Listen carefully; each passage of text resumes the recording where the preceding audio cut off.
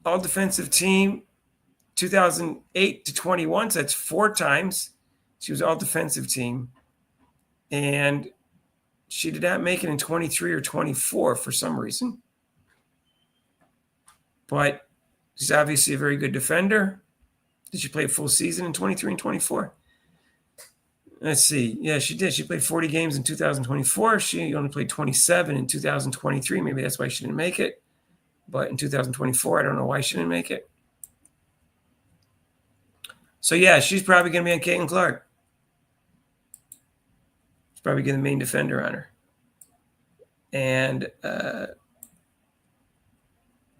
so if that was the starting lineup, let's go to their last game and see who started. Kia Nurse. Let's see who started in place of Vandersloot then, since Vandersloot is out 6 to 10 weeks. So starting lineup was Rachel Banham replaced Vandersloot. And she is a 5'10", 31-year-old guard. Went to UConn. So I don't know anything about her. Kia Nurse I've seen play. I think Kia Nurse is a good player. Yeah, Vandersloot again without the Sky without Vandersloot against the Fever. I'll take the Fever.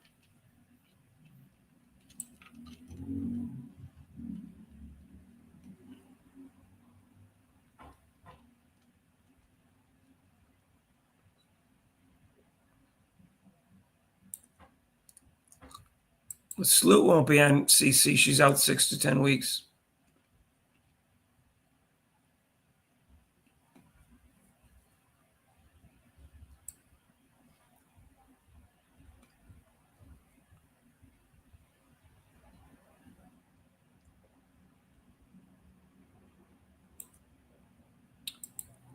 Yeah, they I mean, that's the thing with Caitlin Clark and Kelsey Mitchell's a backcourt is you put your best defender on Clark, and now you got your second best defender in Kelsey Mitchell, and she could get, let's say your second best defender isn't nearly as good as your first best defender, and Kelsey Mitchell just explodes.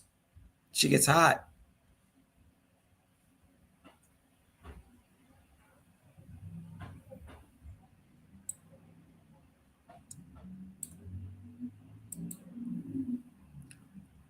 Sophie pushing White to let her play. Well, she's already taking jump shots. I mean, she'll play. Mick said she in a video today she wouldn't play. And I just looked up his videos. I think she's going to play.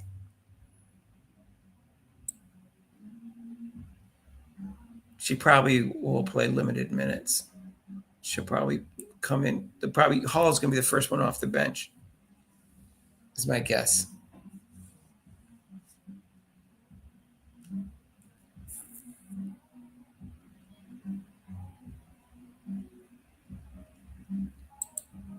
Oh, yeah, Vandersloot won't cover CC. Doesn't matter if she's injured, but even like later in the year, I don't think Vandersloot can cover Caitlin Clark. Kia Nurse isn't slow, from what I remember about her.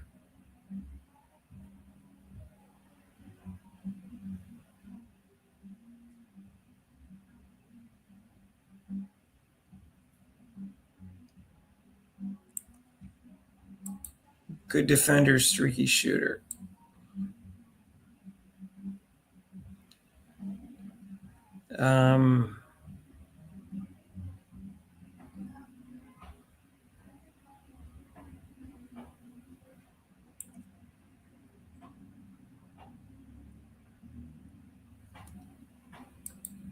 Oh, really? So does anybody know what her health status is for Vandersloot? She's not going to cover Caitlin Clark. I don't think I agree with someone. I don't think she's fast enough either if she's healthy. But she did not play in the preseason game, the second preseason. That's all I know.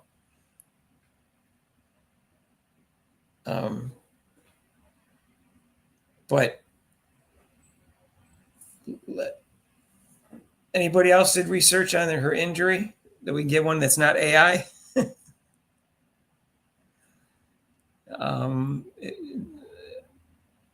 Maybe I'll go to Gamecast. They have it? The Gamecast sometimes release the injuries, right?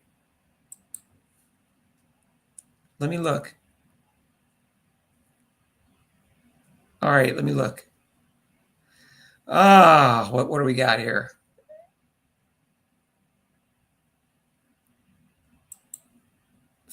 Fever schedule, Sky.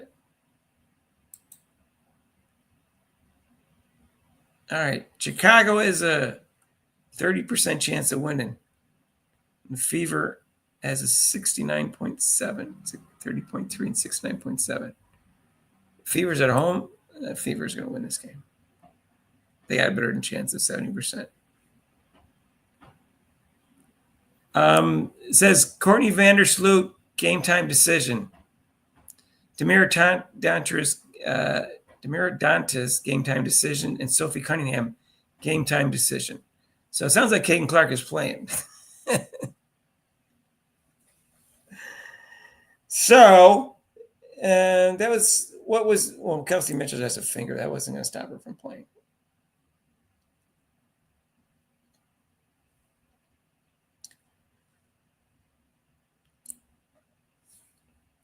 Let me just see.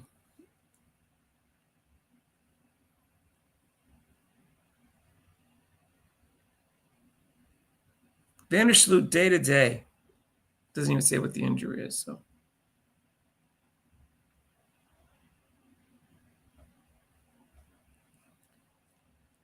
All right. So there's your answer. She's day to day. She may play, but I don't think she's covering Caden Clark anyways. But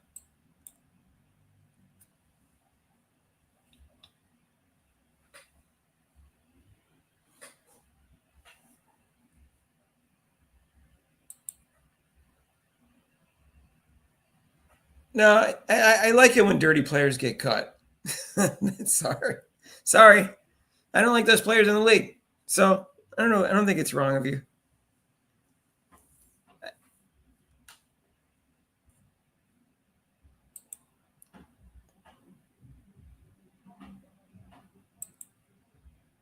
What's on the WNBA pass? The injuries?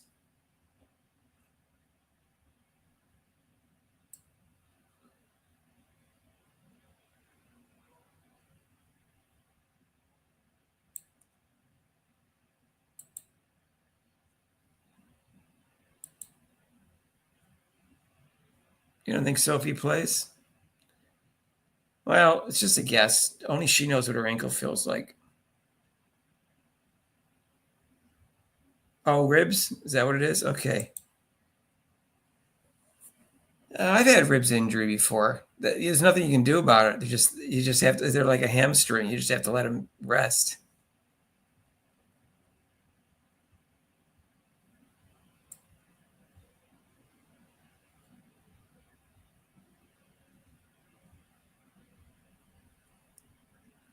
I don't know. I don't like to wish ill will on a person, like health-wise, but for something that they had cut, it doesn't seem as bad to me as wishing like ill will on somebody. Because you don't want them in the league. Life has consequences.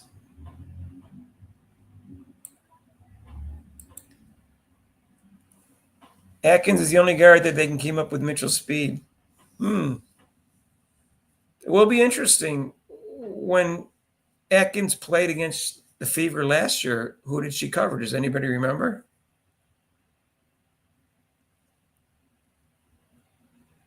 Because that's probably I mean, obviously it's not the same thing because she's got the other guard that she's starting with is different than the one that she played with last year. But that might give you some indication whether she's going to cover Mitchell or Clark, what she did last year. I just don't remember. Who knows their WNBA last year? Who did Atkins cover when they played the Fever? I don't remember. I'll be honest with you. but that may be the key. Let me just see.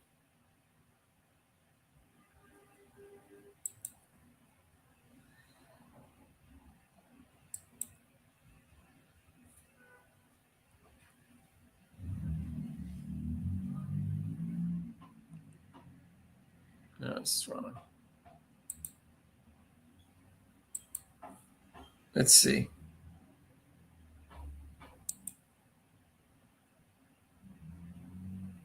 Courtney Vandersloot's 36, so she's going to have injuries. That's all there is to it.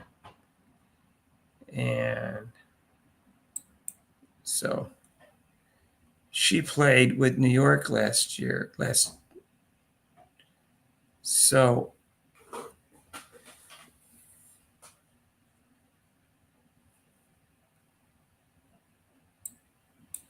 she played with New York, Vandersloot, and so they lost Vandersloot.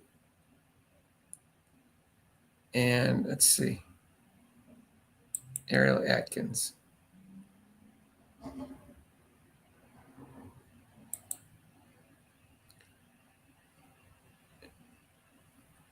All right, she played with Washington. I remember Van Loo was on Caitlin Clark. So she must have been covering Kelsey Mitchell.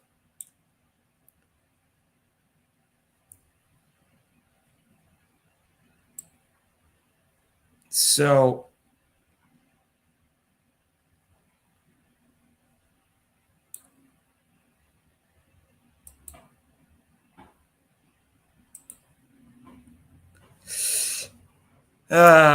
she was released and she's not happy. Okay. Ask me if I care.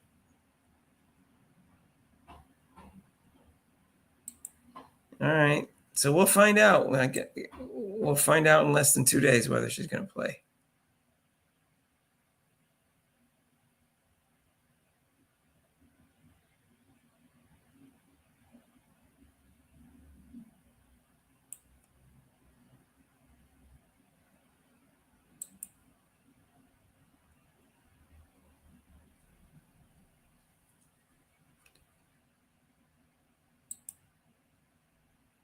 John the Liquidator's having a field day on what?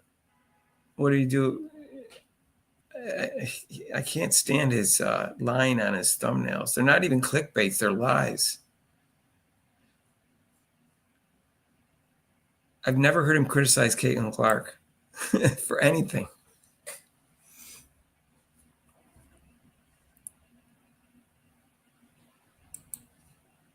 Liquidator's a Black American Mick. Does he change his mind every 30 seconds? Or make up things? Well, he makes up things. Does he come up with hypothetical just to stretch out a video to 8 minutes and 4 seconds? Does he talk about percentages all the time to stretch out a video? Yeah, I don't know. John the Liquidator was like calling him out for some reason just because Mick was being critical of something. Like,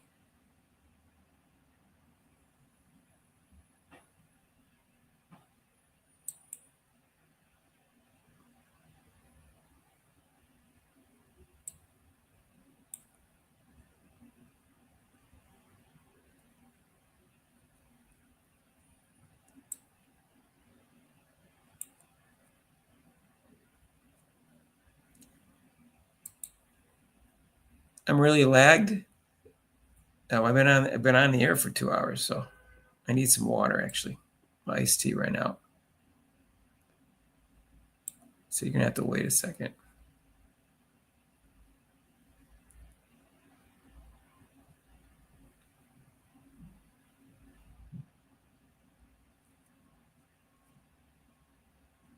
Let me get some. I need some water.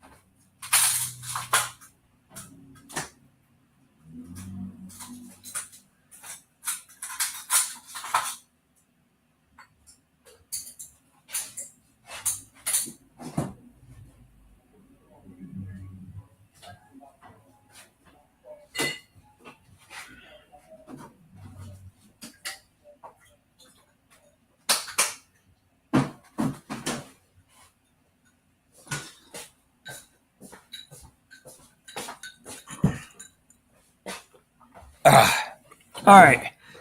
Sorry about that. My iced tea ran out, and my ice even ran out.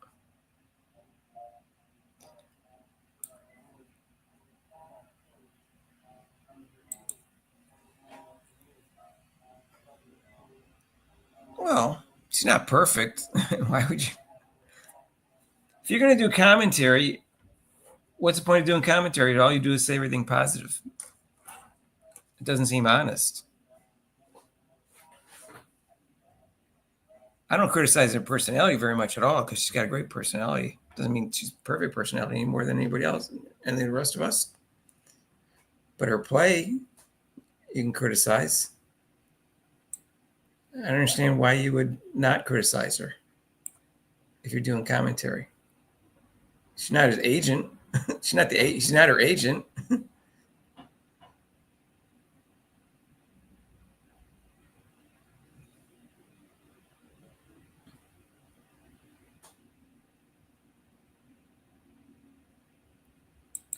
What's the difference between waved and cut?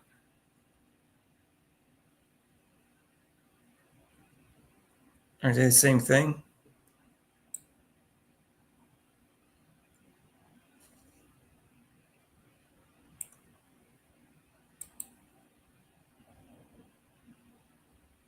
Michael remembers last year. That's good because I don't remember.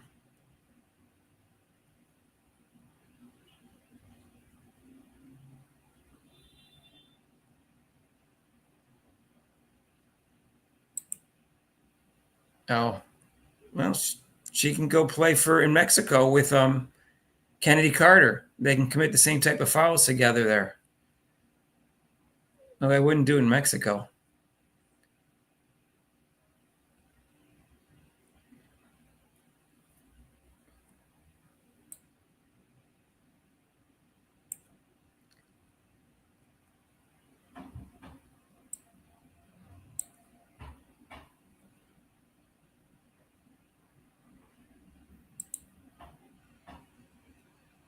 I need a stiff drink, or is that you're talking about me or someone else? I do need a drink. I had a rough day today. That's a long story.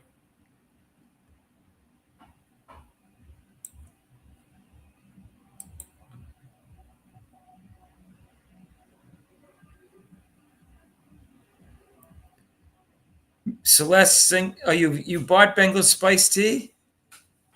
Yeah, now it's too warm for me to drink tea. I drink iced tea now. But Bengal spice tea is great. And you can even make it more cinnamon and put a little bit more cinnamon in it sometimes, or honey in if you really want to make it sweeter. But it's got a great flavor to it. My brother turned me on to that. He like drinks it all the time during the warmer months. And no caffeine, so like if you just like drinking tea but don't want to drink too much caffeine, you could use that as a break.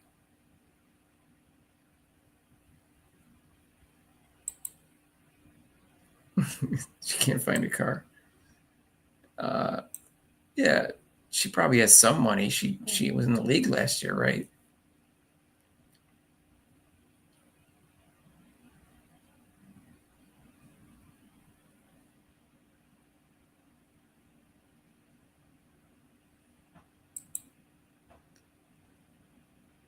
Scotch does not help.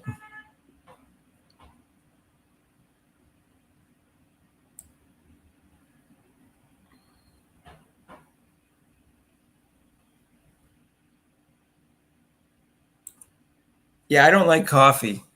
I think coffee's bitter. And it's in order to make it not bitter, you got to put some kind of like sugar or sweetener in it. With tea, all you got to do is put lemon in it, and it's not bitter. And lemon's not bad for you. Sugar is. So I don't need more sugar because ice cream is my vice. So that's another reason I'm glad I don't like coffee. Putting in cream and milk and sugar, tea's healthy for you. It's like no calories if you have it without sugar and just lemon. So it's good. All right. By the way, if you want to donate to the channel, there's super chats and super thanks. We haven't been getting donations lately. We could use the help.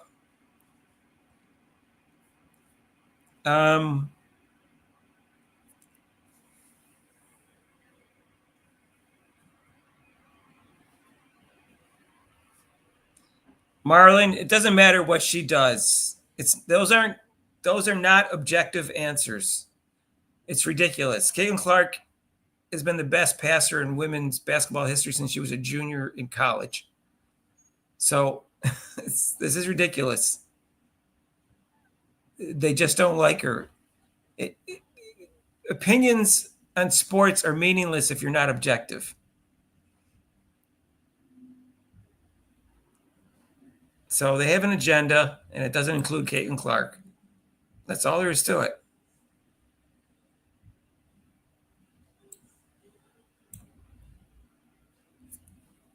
There's people that say LeBron James isn't in their top 20. Okay, well, their opinion's worthless. It just is. You have an agenda, your opinion's meaningless.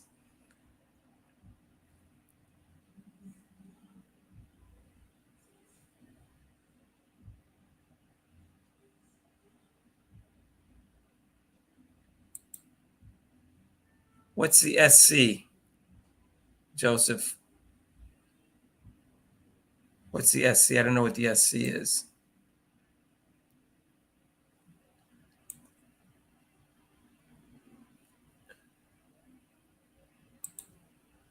Waived means the player has an acting contract, but that another team can pick up.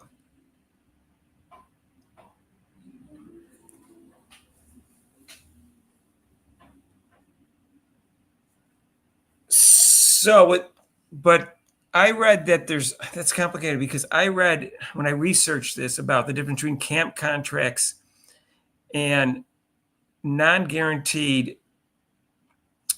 contracts that were unprotected. There was almost no difference between the two. And the only difference was a non-camp contract, when it's unprotected contract, it only becomes guaranteed if they play at least half the season. So there's almost no difference. So I think if these players, it depends on their contract, whether or not people can pick them up. Like, for instance, if they have a guaranteed contract or not. So I'm not sure there's a difference between the two words, but I don't know the WNBA. I always thought they were the same thing.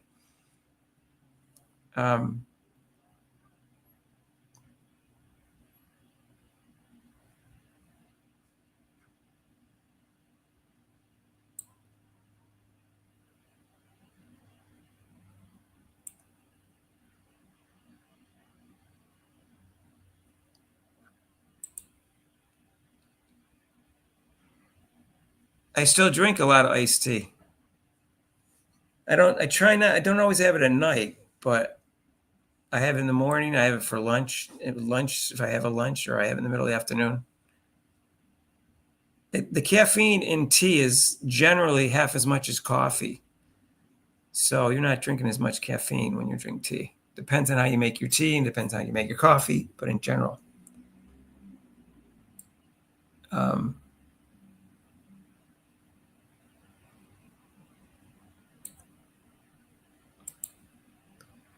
Finally, someone said the truth about John and Mick. Can't stand them anymore. Mick is just throwing out stretches videos to get it monetized. Right. So the reason he stretches his videos out is because at 8 minutes, you get an extra commercial halfway through the video. You can make a little bit more money on that particular video than if it's 7 minutes and 58 seconds. You won't get that extra commercial. You'll get commercials before, in the beginning and end, but you won't get one in the middle that they throw an extra one in there for you. That's just the way YouTube does it. And so that's why they say a lot of hot air in their videos, and to get it over 8 minutes.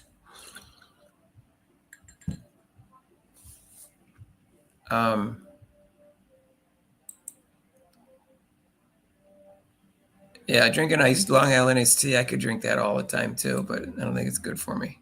I turn into a drinking problem. I need better internet speed.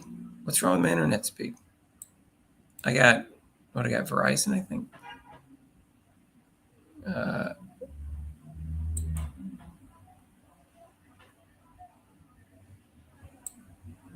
Let's see. Well, you guys kept making comments when I went to get water, so I'm behind again.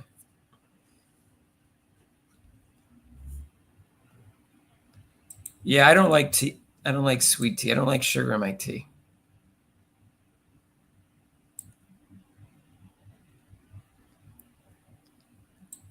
I don't know. I'm tired. Just tell me what it means. What does SC mean? Oh, you listen? Who listens to the Supreme Court? God, I didn't even listen to that. I didn't know you were listening to the Supreme Court for 2 hours. I don't even listen to the Supreme Court for 2 hours. I just wait for the rulings and read them.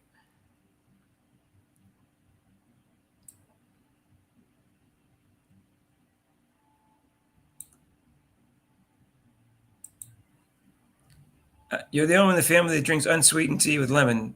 Tina, you're with me. That's what I drink. My regular tea and my iced tea is unsweetened and both with lemon, unless it's a really flavored tea, the hot tea, and I don't need to put any lemon in it. Like the mint tea, I don't put any again. I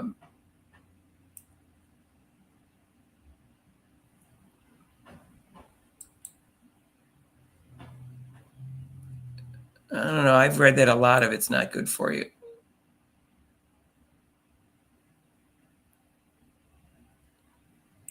And it's not good to drink it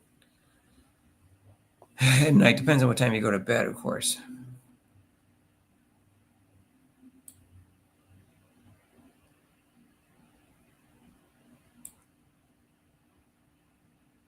It was interesting, not quite aggravating. Really, yeah.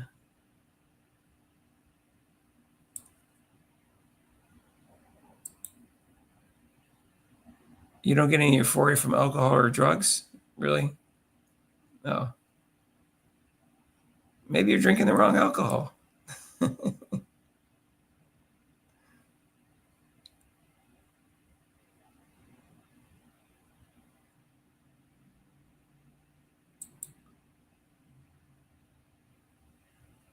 Ginger moringa cinnamon tea.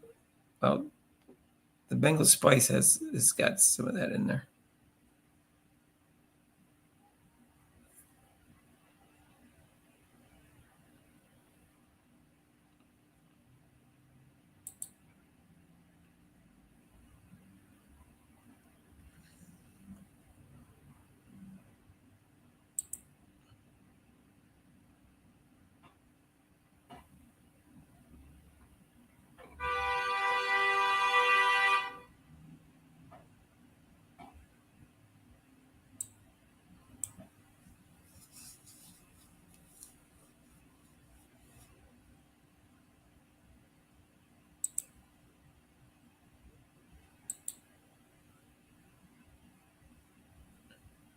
Yeah, Mountain Dew has a lot of caffeine.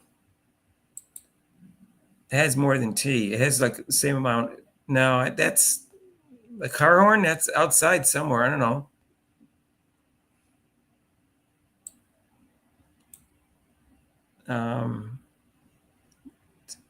What was I looking up? Oh, let me look up.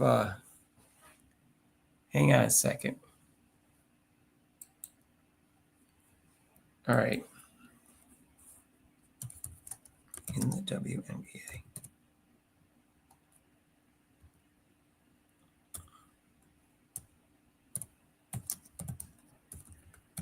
Is there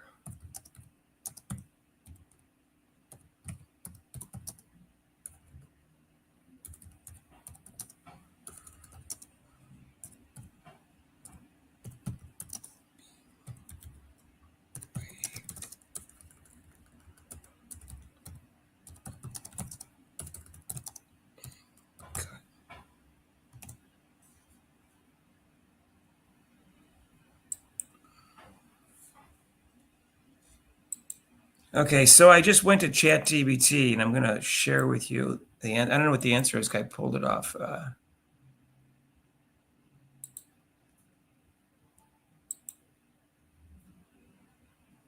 Since I did not know.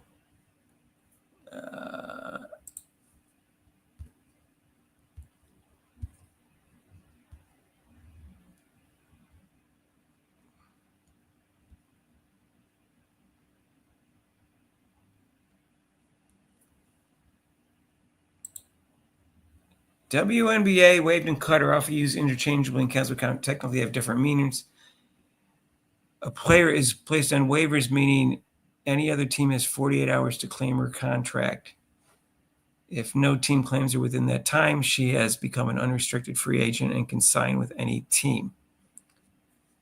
Well, that I remember about being waived, but typically applies to players with less than 4 years of WNBA service.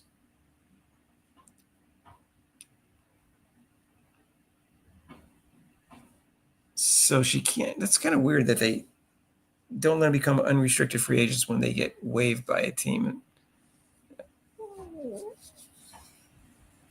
But okay, cut is more of a general informal term that means a player's been released from the roster. The extra metric is almost always through waivers. So cut or waived in practice equals practice most of the time. It's commonly used in the preseason or training camp when players reduce their rosters.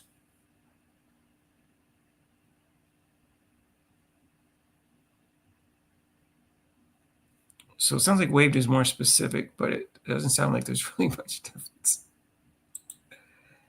Let's see. Important note. There's more. If a player has a guaranteed contract, less common in the WNBA due to salary cap constraints, being waived may still mean the team owes her salary. That's only on a guaranteed. There's only two circumstances. That's true. That's where it's a guaranteed contract where the money is guaranteed also. If it's not, then they got to play half a season before it kicks in.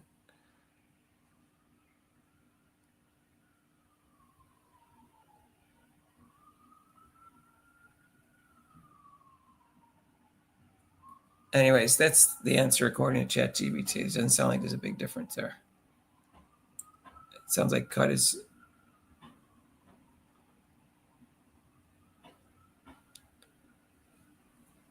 All right. Mountain Dew is Southern Comfort. Southern Coffee, I mean.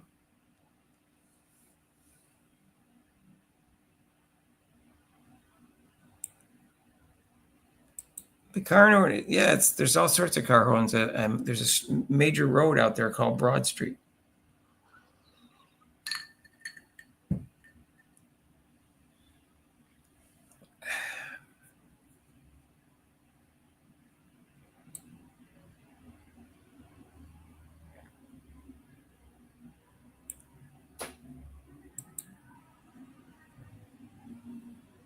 It's a genetic thing.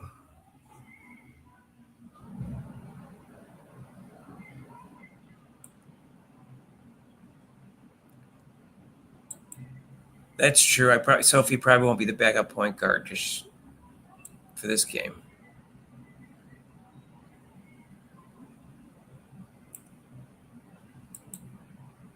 Cop in Vegas, yeah. I wouldn't want to be a cop in any place, unless it's a really small town where nothing happens.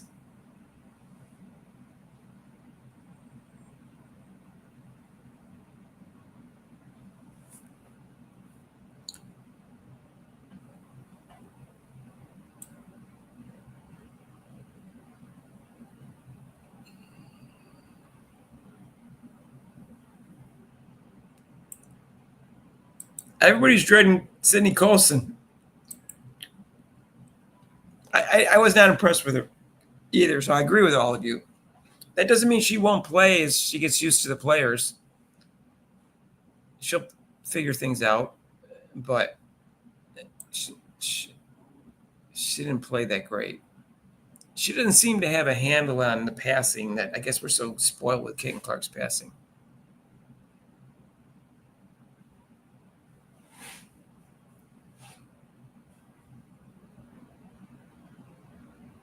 Let's see.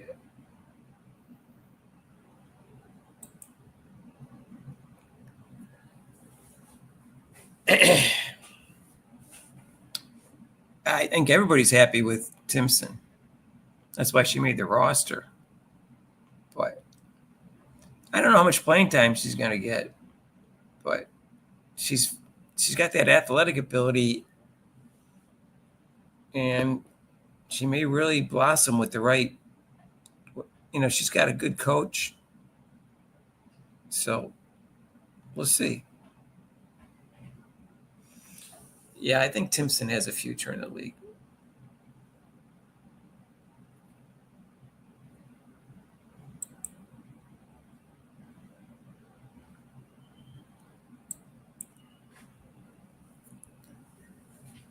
Okay. My throat's going 2.5 hours. If anyone want to donate to the channel, it's Super Chat, Super Thanks. I'm going to sign off. This Monday we'll be going forward. I might have said on my video that this Monday we're not doing it, but it's the Monday of Memorial Day. I'm not going live. So I think Act Nation will be back on Monday. And Rich will not be here next Thursday because he's going to the game. So next week is the Thursday night game. Is that one of the 7:00 games? That's why I started this at 5:30 instead of 6. So somebody could leave at 6:30 if they wanted to come on the show. Let me just see. There's a game next Thursday. I just memorized their first game. I don't really memorize their schedule. You guys probably memorized Fever's schedule. You guys are fanatics. All right, what do we got here? Schedule. They play Saturday, Tuesday, and Thursday, and then Saturday again. So they have 4 games in 7 days. But at least there's no back-to-backs. So, yeah, next Thursday is 7:30. All right, so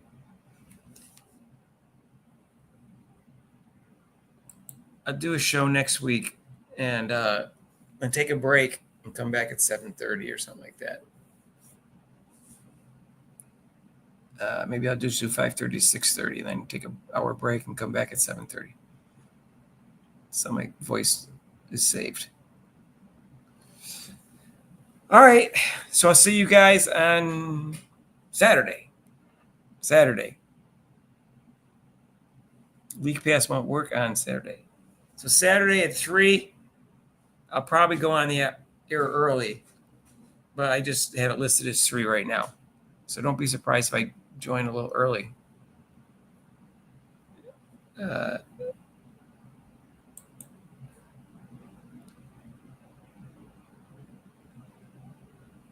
Exciting Whites. That's yeah, I want to do a video on that.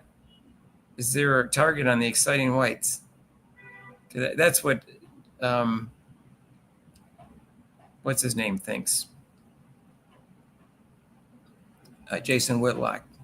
So, anyways, I gotta go. I'm gonna watch the game. All right, thanks, Tina. Thank you.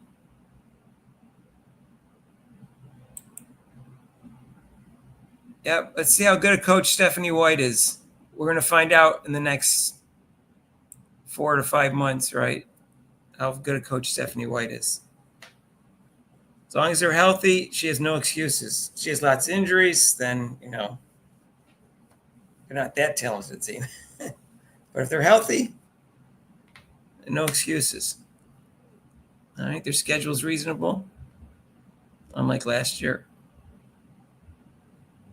Now, we won't find out how good she is in a couple of days. You're going to judge her coaching ability on a couple games? I'm not going to. It takes a while for a team to gel. So anyways. All right. Thanks, Charlie. All right, we'll see you later. Have a good night, everyone. I have a sense of humor. I used to do stand-up.